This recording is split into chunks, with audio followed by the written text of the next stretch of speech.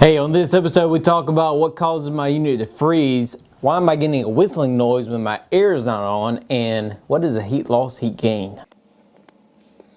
What causes your unit to freeze over when you have the heat on? So you got a heat pump, I'm assuming. If it's a heat pump, refrigerant still can flow back and forth. So you could have a refrigerant leak causing the unit to freeze, or you could have an airflow problem. What I've seen in that regard are people who are buying filters that are high rated in MERV rating, which means they're very allergy efficient filters. But the problem is they're also stopping up the airflow as it comes into the return grill. So when the unit starves for air, it then freezes up. You see that if you go outside to your unit, you'll see the frost and the ice build up around the refrigerant line. It's because it can't breathe. It's trying to run a marathon through breathing out of a straw. It's not working out very well, so therefore it's freezing up. So usually those are the two big problems: refrigerant and a lack of refrigerant, or it's leaking, and airflow.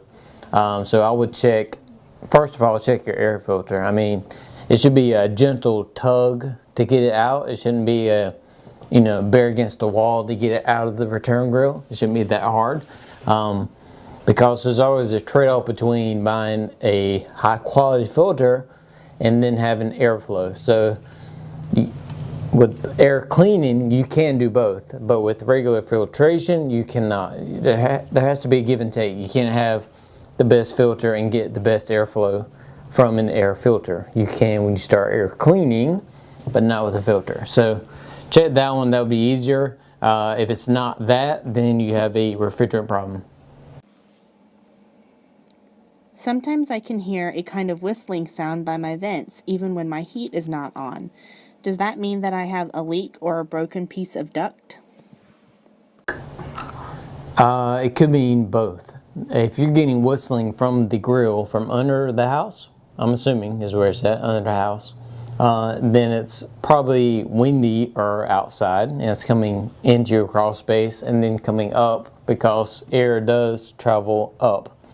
If you don't believe me, check out the next person smoking a cigarette and see where the smoke goes. It will go up. So,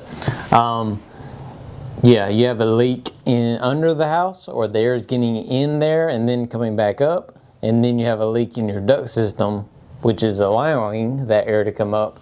So you could have a leak around that grill under the house, or you could have a leak in the duct system coming up under the house. So, does that make sense? Mm-hmm. So you could have two problems there, or one problem. Either way, you got a problem. either way, there's an issue. There is an issue either way, but yeah, there is excessive air coming through if you're hearing a whistling noise. I was recently told that when getting a new estimate for a heating and air conditioning unit, I should ask for a heat loss calculation. What is that, and is it important?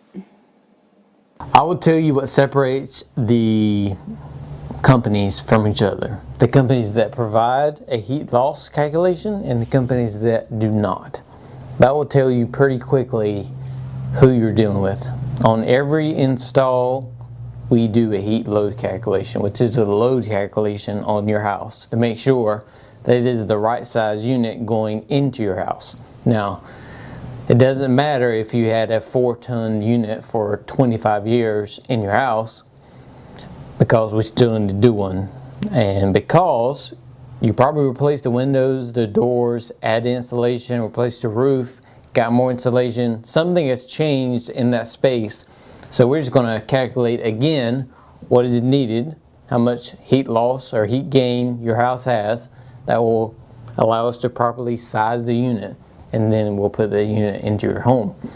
A company that does not provide this is one that's not doing it, and you probably don't want them doing your home, because it really does separate companies.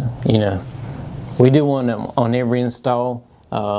If you're a state license holder, you have to do one. If the state board were to come in here and say, hey, so-and-so customer said you guys installed a 3-ton and it should have been a 2.5-ton. Let me see your heat loss, heat gain. and then boom, you gotta show it to them. So you have to do one on every install, and you should do one. And regardless, you know, I've heard it many times. Same unit I've had for 30 years, 20 years, 15 years. I understand. I get it. I understand that. But this step needs to be done just to make sure. I mean, it's going to take another 15, 30 minutes. And this is a 10-year investment at least. So let's make sure we're doing it right the first time.